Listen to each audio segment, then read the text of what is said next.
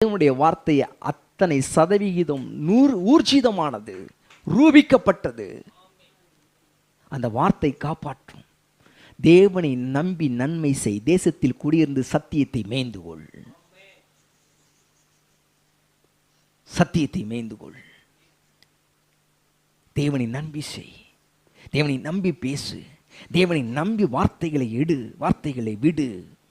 தேவனை நம்பி எதையும் செய்ய துணிவுகொள். தேவனை நம்பி, தேவனுடைய வார்த்தையை நம்பி என் வாழ்க்கையில் எல்லாம் தேவன் என்ற இடத்துக்கு நகர்ந்து வா. எல்லா இக்கட்டிலிருந்து என்னை காப்பாற்றுவார். எல்லாவற்றையும் எனக்கு தேவன் செய்வார். எல்லாவற்றிலிருந்தும் எனக்கு தேவன் செய்ய வேண்டிய அத்தனையையும் தேவன் எனக்கு செய்வார்.